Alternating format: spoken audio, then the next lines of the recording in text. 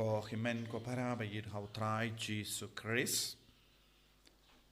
Ngios ngo naka gospel mindakas ngi syapang uwe usordar basyanti. Bapin peit ya ke jingken jing dia kat kum ka jing don kam shime. Bada ujisu yaro yaune uble yaune ubruyu balale kumne. Lada kat kum ka jimpe jongi ngide Bneng uni ubruyu umlam namar ulale ya kabamde. Henry ujisu part yo I ya ka jing start jo.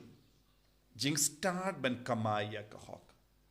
Jing start ban kamai ya ka Bneng ha ka jingim. Jisu wanra yauni usardar ban ki kayangi hadu katno ngide ban long ki Bastad ban kamai ya ka Bneng. Kumno ngide ban treshitom ban yo ka Bneng. Bun sin ngilong ki Bastad ban kamai ya ki baro jangane ka Pyrthei. But ngi kloiru ban lumlang bun ki parlok saudong jongi. But nagabenda ban pinbun ki parlok ngi kloiru ban le bun ki kam. Ngilong ki ba kloi ban yard extra mile. Ngilong ki ba kloi ban le ya ki baro nagabenda ban pinroy ya ka kaspa. But kumjuru ban pinbuni ki parlok. Ngilaban yoy buon ki bru ki le kumne. Namar ki lakwa parlok.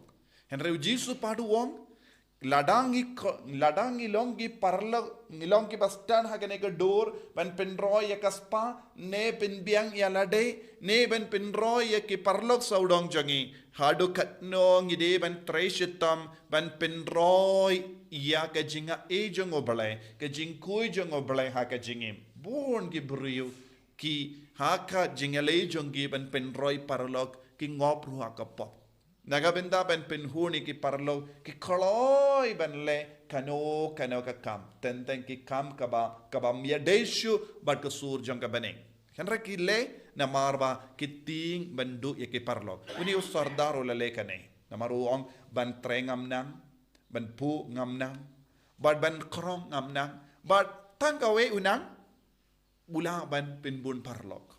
Ula ban pinhuni ki brio saudong jogo. Ula ban les ngabha ki brio.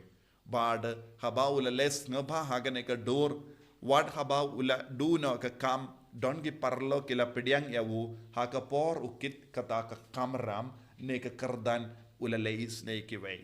Mindaw jisuwang ladang inang ba banim hagane ka Pyrthei hadu katno ngide ban treshitom ban junom ha Bneng.